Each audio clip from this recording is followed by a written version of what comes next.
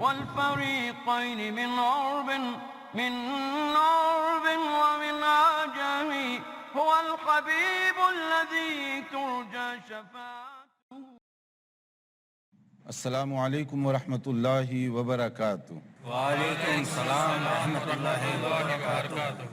الحمدللہ رب العالمین والصلاة والسلام علی رسولہ الکریم وعلی آلہ وصحبہ اجمعین ومن تبعہ باحسان الی یوم الدین. اما بعد. محترم بھائیوں اور بہنوں، رسول اکرم صلی اللہ علیہ وسلم کی تشریف آوری نور اور روشنی ثابت ہوئی. تمام دنیا میں آپ کی تعلیمات کی وجہ سے نور اور اجالا پھیلا. اگر ہم چاہیں کہ آج بھی ہمارے گھروں کو منور کریں، سماج اور معاشرے کو منور کریں، تو اس کے لیے ضروری ہوگا کہ ہم نبی کریم صلی اللہ علیہ وسلم کی تعلیمات پر عمل کریں. اللہ تعالیٰ نے آپ کی تعلیمات کو قیامت تک کے لیے محفوظ فرما دیا. حدیث کا ذخیرہ ہمارے درمیان موجود ہے اور ہم بلوغ المرام انہی میں سے ایک حدیث کا جو ذخیرہ ہے اسی کا مطالعہ کر رہے ہیں اور اس کے متعلق جو مسائل ہیں وہ تفصیل سے بیان کر رہے ہیں تاکہ روز مرہ کی زندگی میں ہم حدیث رسول صلی اللہ علیہ وسلم کی ہدایت اور آپ کی تعلیمات کی روشنی میں ان کو حل کر سکیں. اس سے پہلے ہم نے زکوٰۃ کے متعلق مختلف مسائل بیان کیے، جس کا خلاصہ یہ ہے کہ دولت دی ہوئی اللہ کی ہے، اگر اسی کے راستے میں ہم خرچ کریں گے تو دنیا میں بھی بھلائی ہوگی، آخرت میں بھی ہمارے لیے ثواب ہوگا. زکوٰۃ اسلام کے ارکان میں سے ایک رکن ہے.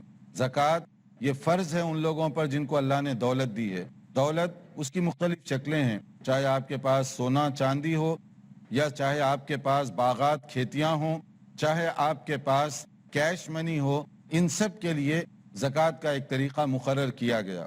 اب اس کے بعد جو لوگ تجارت کرنے والے ہیں، کاروبار کے لیے اپنی بہت سارے سرمایہ کیے ہوئے ہیں اور اس کے لیے چیزیں تیار کی ہوئی ہیں، عام طور پر ایسے کاروباری لوگ زکوٰۃ نہیں دیتے الا ماشاء اللہ، چند ایک کو چھوڑ کر. ایک میں چھوٹی سی مثال دیتا ہوں تاکہ بات ہر آدمی کو آسانی سے سمجھ میں آئے. ایک ہے کار ڈیلر، کار کی ضرورت ہے، اور کار ڈیلر وہ گاڑیوں ہی کا کام کرتا ہے.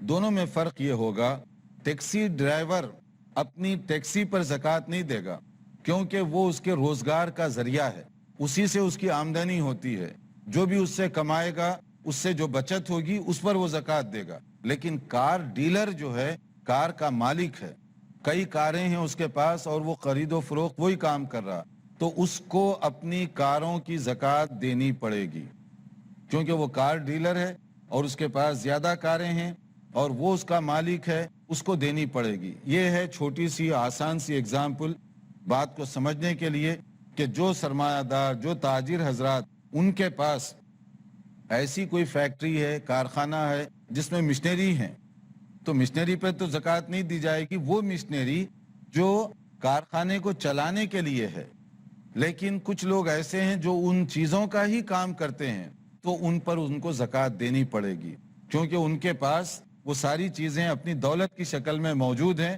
ان پر اس کو زکوٰۃ دینی پڑے گی.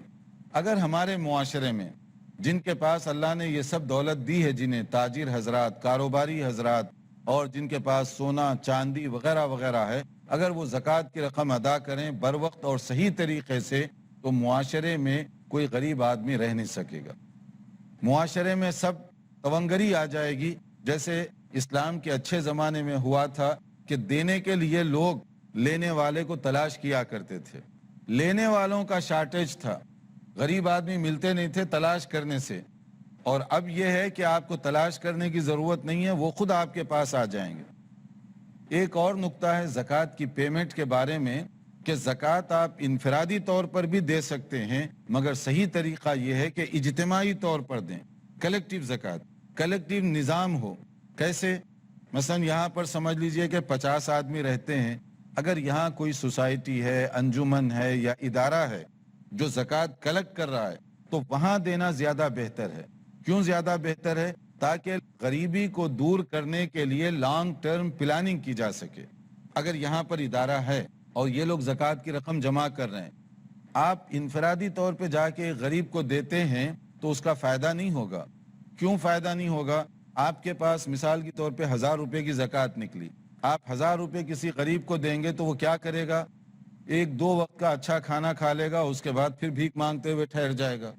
یہی ہوگا نا. غربت تو نہیں ختم ہوگی 1000 روپے سے اس کی, مگر اس کے بجائے 1000 روپیہ آپ بیت المال میں جمع کروائیں یہاں پر, اور آپ کی طرح جو بھی لوگ زکوٰۃ دینے والے ہیں وہ جمع کروائیں گے تو ہو سکتا ہے وہ 1000 سے 1 لاکھ بن جائے مثلا.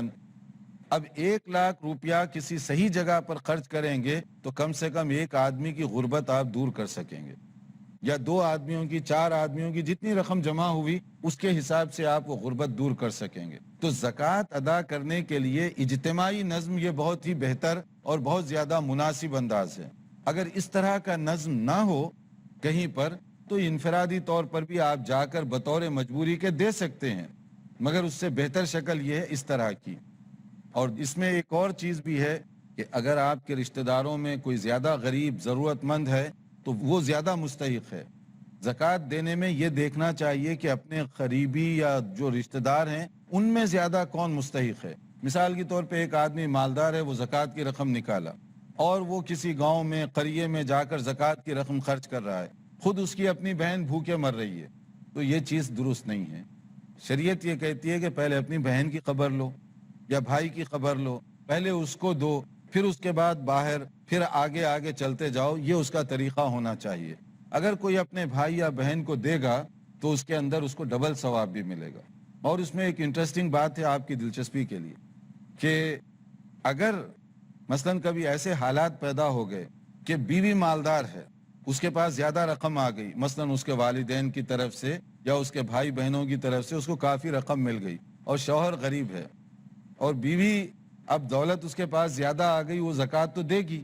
اگر غریب اور ضرورت مند شوہر ہے تو اس کو بھی وہ دے سکتی ہے. یعنی شوہر غریب ہے اور بیوی اپنی زکوٰۃ کی رقم اس کو چاہے تو دے سکتی ہے. میں یہ نہیں کہہ رہا ہوں کہ ایسے دو, میں تو کہتا ہوں کہ اگر بیوی مالدار ہے شیئر کر کے کھائیں, دونوں شوہر کے ساتھ شامل ہو کر کھائیں, جس میں زیادہ برکت ہوگی. مگر ملکیت تو اس کی ہے, مالک تو وہ بنی, اور اس کے ماں باپ کی طرف سے یا کسی بھائی بہن کی طرف سے اس کو دولت ملی, تو شوہر یہ نہیں کہہ سکتا لاؤ پوری رقم مجھے دے دو, کیونکہ جو مالک ہے وہ ہے اس کا. البتہ شوہر مانگ سکتا ہے, اور اگر بیوی دینے سے انکار کر دے تو آپ زکوٰۃ بھی مانگ سکتے ہیں, اچھا زکوٰۃ جو بنے گی وہ مجھے دے دینا. اگرچہ کہ یہ اچھی شکل نہیں ہے, لیکن مسئلے کے اعتبار سے میں بتا رہا ہوں کہ مسئلے کے اعتبار سے ملکیت جو ہے, اونرشپ شوہر کی ہے, شریعت نے اس کو ریکگنائز کیا, بیوی کی ہے تو بھی شریعت نے اس کو ریکگنائز کیا. قبل اس کے کہ ہم آگے بڑھیں, اگر آپ کا زکوٰۃ کے بارے میں کوئی مسئلہ ہو, کوئی سوال ہو تو یہاں کر لیجئے, تاکہ اس کے بعد نیا چیپٹر ہم شروع کر سکیں. شیخ, اگر کسی کے پاس پلاٹس ہے, زمین ہے, اس پر بھی کیا سال گزرنے کے بعد اس کو زکوٰۃ دینی ہوگی؟ ہاں, زمین اور ایکسٹرا جو ہے نا, انویسٹمنٹ کے طور پر آپ پراپرٹی جو خریدتے ہیں, یہ ہے بڑا نازک مسئلہ. نازک مسئلہ اس لیے ہے کہ بہت سے لوگ اس کی زکوٰۃ نہیں دیتے, حالانکہ وہ تو ان کی کیش منی سے زیادہ سیو منی ہے. کیش منی سے زیادہ سیو اس طرح سے ہے کہ بعض امیر لوگ اپنی دولت کو مختلف جگہوں پر رکھتے ہیں, مختلف طریقوں سے رکھتے ہیں. ان میں سے ایک یہ پراپرٹی خرید لیتے ہیں, کیش نہیں رکھتے, پراپرٹی خرید لیتے ہیں. مان لیجئے کسی کے پاس 2 کروڑ روپیہ زائد ہے, اب وہ 2 کروڑ کی کوئی جو ہے نا بلڈنگ خرید لے گا, تاکہ جب بھی ضرورت پڑے وہ بلڈنگ بیچ دے اور پیسہ اس کو مل جائے. جب بھی بکے گا وہ کیسے بکے گا؟ عام طور پہ نفع کے ساتھ بکے گا. اگر 2 کروڑ کی خریدا ہے, 6 مہینے کے بعد ہو سکتا ہے اس میں 5-10 لاکھ روپے زیادہ اس کو مل جائیں. کٹوتی کا چانس نہیں ہوتا عام حالات میں. ایسی صورت میں جو آپ کا وہ گھر ہے جس میں رہنے کے لیے آپ استعمال کرتے ہیں, لیونگ پرپس کے لیے, اس پہ تو زکوٰۃ نہیں ہے کیونکہ وہ آپ کی ضرورت ہے. اس کے علاوہ بطور انویسٹمنٹ کے جو بھی آپ پراپرٹی بنائے ہیں, بہتر اور اچھی شکل یہ ہے کہ اس کی آپ زکوٰۃ دیں. بہت سارے لوگ اس کی صرف کرائے پہ دیتے ہیں, اور اس میں بھی جو ہے نا وہی ہیرا پھیری کی بات ہوتی ہے, ورنہ یہ اصل میں انویسٹمنٹ ہے عموماً. اور یہ انویسٹمنٹ کے طور پر آپ اگر اس کی پوری ویلیویشن کر کے اس کی قیمت نکالیں اور پھر اس کی زکوٰۃ دیں, یہ زیادہ صحیح اور بہتر طریقہ ہوگا. عموماً باہر رہنے والے عام طور پہ یہ کرتے ہیں کہ اپنی جو بھی پیسے ہیں اس سے یہاں پر کئی زمینات, کئی پلاٹ, کئی گھر خریدے ہوئے ہیں. اب ایک تو رہنے کے لیے ہے اور باقی سب وہ جیسے کیش منی ہے وہ کیش منی کی طرح ہی ہے ان کی، یہ نقدی رکھنے کے بجائے وہ زمین خرید لیے، یا نقدی کے بجائے انہوں نے یہاں پر 2-3 گھر خرید لیے، وہ گھر کی بھی آمدنی ہے اور گھر خود ان کے لیے سیف سائڈ ہے، جب ان کو ضرورت پڑی اسی وقت گئے بیچ دیے نفع کے ساتھ واپس، تو اس لیے اس کی بھی زکوٰۃ اگر وہ دیں پوری پراپرٹی کی تو وہ صحیح اور بہتر طریقہ ہوگا۔ شیخ اور ایک سوال ہے کہ زکوٰۃ ہم کن مدات میں خرچ کریں، ہم ترجیحات کن چیزوں کو دیں؟ زکوٰۃ کی جو مدیں ہیں کہ زکوٰۃ کہاں آپ خرچ کریں گے، اس کے لیے اللہ تعالیٰ نے خود کلیئر بتا دیا سورہ توبہ کی آیت نمبر 60، جس کے اندر وہ کلیئر لسٹ بتا دی گئی، انما الصدقات للفقراء والمساکین والی، اس کے اندر بتا دیا گیا کہ زکوٰۃ کی رقم خرچ کی جائے گی 8 جگہوں پر، 8 ایریاز ہیں اس کے خرچ کرنے کے، اپنی مرضی سے زکوٰۃ کی رقم ہم خرچ نہیں کر سکتے، تو وہ سورہ توبہ آیت 60 جس کے اندر اس کا ذکر کیا گیا وہ ہے مثلا مسکین کے لیے، فقیر کے لیے، تالیف قلبی کے طور پر، کوئی قرض دار ایسا مقروض آدمی ہے جو پیمنٹ کرنے کا اس کے پاس کوئی بندوبست نہیں ہے، کوئی مسافر ہے وغیرہ وغیرہ، تو اس میں دیکھیے خاص طور پر چند جو پوائنٹس ہیں، مسکین اور غریب یہ تو ہم سمجھتے ہی ہیں کہ بہت زیادہ ضرورت مند، اور کچھ ایسے لوگ ہیں جن کے پاس تھوڑی دولت ہے مگر جتنی ضرورت ہے اس سے کم ہے، ایک ہے پینی لیس، کچھ نہیں ہے اس کے پاس، اور ایک ہے جو ضرورت سے کم، دونوں پر زکوٰۃ دے سکتے ہیں آپ۔ اسی طرح سے ایک آدمی ہے جو تالیف قلبی کہتے ہیں کہ اس کو دل نرم کر کے قریب لے آئیں، مثلا ایک آدمی نیا نیا دین میں داخل ہوا، لوگ سارا کٹ آف کر دیے، پیسے نہیں ہیں کھانے کے لیے، تو پھر خطرہ ہے نا اس کے لیے، تو آپ زکوٰۃ کی رقم بھی اس پر خرچ کر سکتے ہیں تاکہ اس کی جو ضرورت ہے رننگ وہ پوری ہو سکے۔ اسی طرح کچھ قرض دار ہیں، اس کا ہم تذکرہ کریں گے ایک بریک کے بعد، دیکھتے رہیے ہمارا پروگرام، مختصر وقفے کے بعد حاضر ہوں گے انشاءاللہ۔ محمد سید الکونین والثقلین۔ ناظرین وقفے کے بعد دوبارہ آپ کی خدمت میں حاضر ہیں۔ وقفے سے پہلے ہم زکوٰۃ کے بارے میں بتا رہے تھے کہ کیسے اس کو خرچ کرنا چاہیے، کہاں کہاں خرچ کرنا چاہیے، جس کا خلاصہ یہ ہے کہ زکوٰۃ اپنی مرضی سے نہیں خرچ کی جائے گی، بلکہ اللہ تعالیٰ نے جو مدیں بتائی ہیں وہیں پر ان کو خرچ کرنا ہوگا۔ اس میں جیسے غریب ہے، غریب کی بھی 2 قسمیں، ایک فقیر ہے اور ایک مسکین ہے۔ فقیر کہتے ہیں بالکل محتاج آدمی کو، جس کو پینی لیس کہہ دیں آپ، اور مسکین ہے اس کے پاس ہے مگر اپنی ضرورت کے مقابلے میں کم ہے، مان لیجئے کہ 100 روپے اس کی ضرورت ہے لیکن وہ زیادہ کوشش کر کے بھی 30-40 روپے ہی بنا سکتا ہے، باقی تو اتنا گیپ ہو رہا ہے نا، تو اس کو زکوٰۃ کی رقم دی جا سکتی ہے۔ اور اگر کوئی سوال نہ ہو تو ہم آگے بڑھتے ہیں۔ جی آپ۔ بیوی اگر شوہر کو زکوٰۃ دیتی ہے تو پھر وہ شوہر جب گھر کے لیے خرچہ کرے گا وہ پیسہ، تو کیا وہ بیوی کھا سکتی ہے وہ پیسہ؟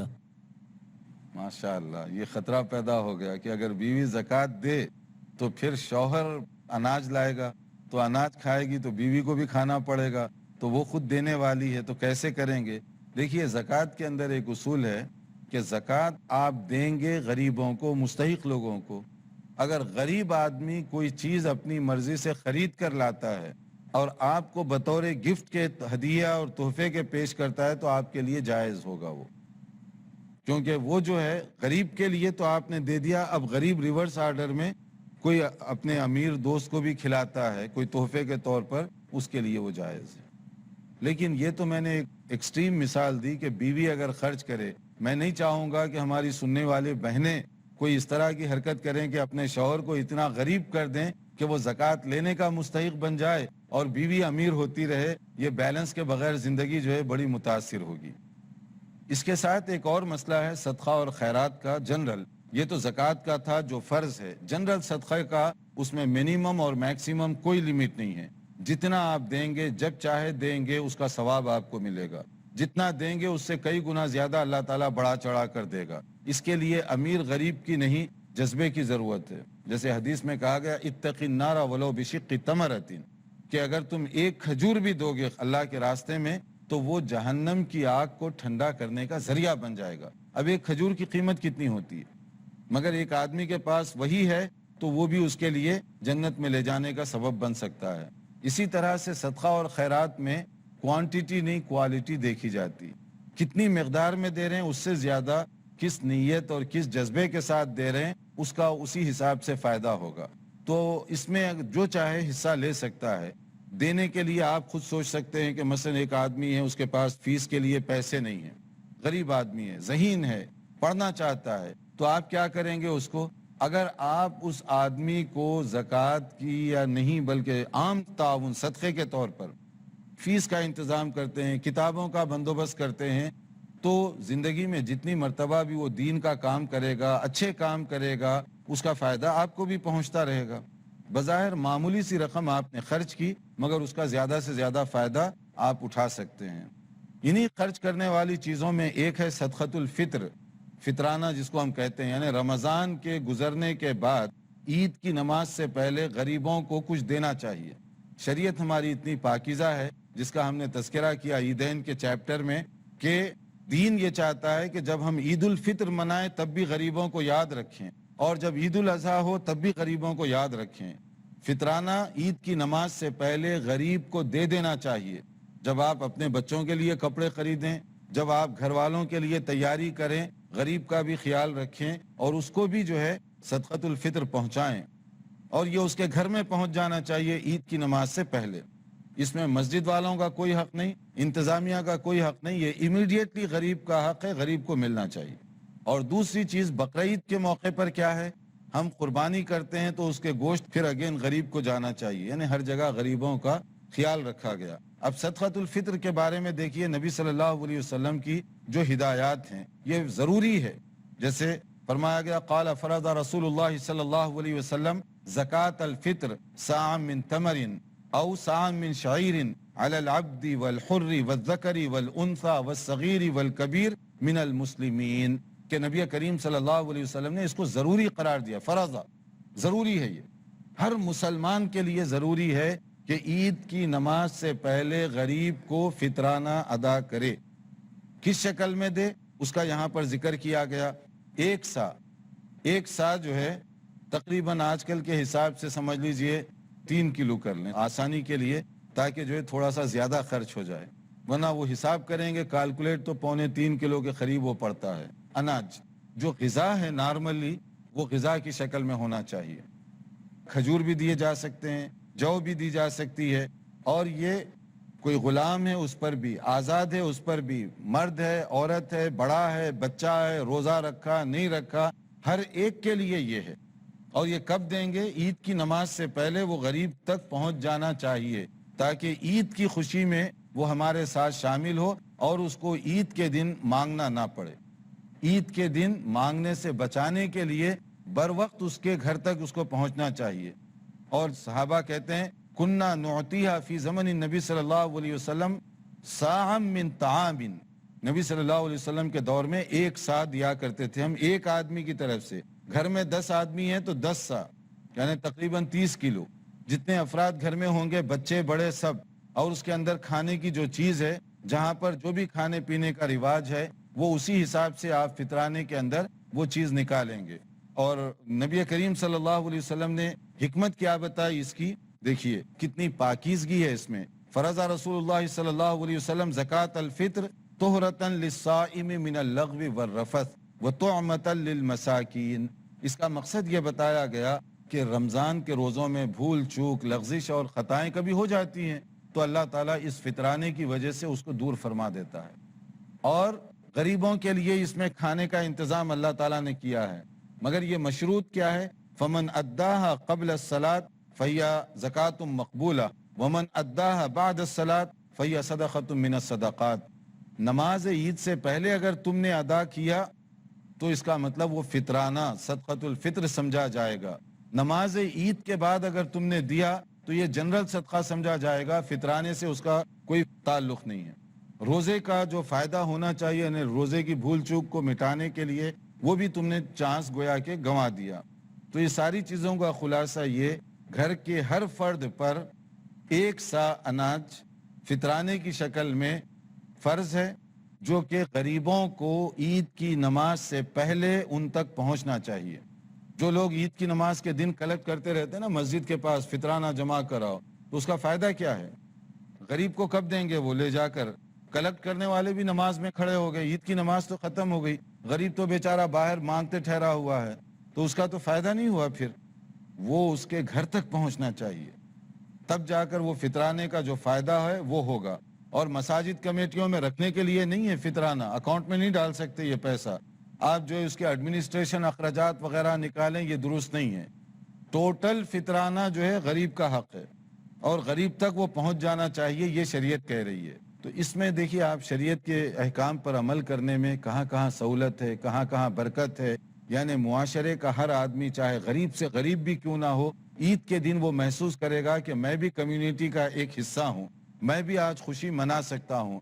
اللہ تعالیٰ نے کچھ ایسا نظام بنایا ہے کہ اس کی وجہ سے ہر جگہ کے رہنے والے اطمینان سے زندگی گزار سکتے ہیں. تو زکوٰۃ جنرلی یہ فرض ہے ان لوگوں پر جن کے پاس دولت ہے.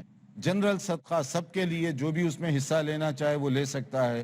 فطرانہ صدقۃ الفطر ایک خاص موقع پر دیا جانے والا یہ خاص قسم کا صدقہ ہے جو غریبوں کے لیے ایک خاص وقت میں یعنی عید کی نماز سے پہلے دیا جاتا ہے. اور اگر کوئی آدمی عید کے نماز سے 2 دن پہلے بھی دینا چاہے تو اس کے لیے بھی گنجائش ہے, تاکہ اس کا ایک نظم ہو اور باقاعدہ طور پر آپ وہ غریب تک پہنچائیں. تو اس طرح سے بھی آپ کر سکتے ہیں. اس کے اندر کافی گنجائش ہے کہ دینے کا جو طریقے ہیں اس کو مختلف طریقوں سے بتایا گیا ہے, ان میں سے ہمیں عمل کرنا چاہیے. بعض لوگ صدقۃ الفطر کے مسئلے میں بھی غفلت کا مظاہرہ کرتے ہیں, اور بعض لوگ جو جمع کرتے ہیں صحیح جگہ پر اس کو خرچ نہیں کرتے, اور اسی طرح سے جنرل صدقے میں ہم کنجوسی اور بخیلی کرتے ہیں, جبکہ دی ہوئی دولت اللہ تعالیٰ کی ہے اور اللہ تعالیٰ ہی ہم سے مانگ رہا ہے اس وعدے کے ساتھ کہ تم جتنا دو گے اس سے زیادہ تم کو واپس کیا جائے گا, اس سے بہتر شکل میں واپس کیا جائے گا. اگر اس میں کوئی بات ہو تو ختم کرنے سے پہلے ہم اگر کوئی سوال یا بات ہو. جی شیخ, جو فطرہ دیا جائے گا صرف روزے دار جو لوگ ہیں ان کی طرف سے دیا جائے گا, یا گھر کے تمام افراد کی طرف سے جو روزہ نہ بھی ہوں, بچے ہوں, ان کی طرف سے دیا جائے گا؟ دیکھیے ابھی آپ نے حدیث سن لی ہے کہ جس میں کہا گیا چھوٹے بچے کی طرف سے بھی دیا جائے گا. ظاہر ہے کہ چھوٹا بچہ روزہ تو نہیں رکھتا, فطرانے کا تعلق روزے سے نہیں ہے, گھر کے جتنے افراد ہیں سب کی طرف سے دیا جائے گا. آپ کچھ السلام علیکم. وعلیکم السلام. فطرہ جو دیا جائے گا وہ غلے کی شکل میں دیا جائے گا یا اس کے بدلے میں روپے پیسہ بھی دے سکتے ہیں؟ فطرانہ اصل میں مسنون یہ ہے کہ آپ اناج کی شکل میں دیں, لیکن کچھ لوگ ایسے علاقوں میں رہتے ہیں, ایسی کنٹریز میں رہتے ہیں جہاں غریب ملنا مشکل ہے, جیسے یورپ وغیرہ میں. تو بعض اوقات اگر وہ لوگ پیسے کی شکل میں دیں, یہاں کسی کو مکلف کریں کہ اتنے پیسوں کا اناج خرید کے غریب کو دے دے, تو ان کے لیے بھی آسانی ہوگی, سنت کی اس میں ادائیگی بھی ہو جائے گی کہ وہ پیسے بھیج رہا ہے, یہاں ان کا وکیل اتنے ہی پیسوں کے جتنے بھی اناج یہاں پر بنتا ہے وہ لے کر غریب کو دے رہا ہے. تو اس طرح سے دونوں کے لیے آسانی ہوگی, ورنہ اصل اناج ہے. مزید اور کچھ باتیں ہیں, وہ نئی باتوں کے ساتھ ہم انشاءاللہ تعالی آئندہ لیکچر میں حاضر ہوں گے. دیکھتے رہیے ہمارا پروگرام اور انتظار کیجئے ہمارے اگلے لیکچر کا. والسلام علیکم ورحمۃ اللہ وبرکاتہ. مولاي صل وسلم دائما ابدا على حبيبك خير الخلق كلهم محمد سيد الكونين والثقلين والفريقين من عرب ومن عجم. هو الحبيب الذي ترجى شفاعته, هو الحبيب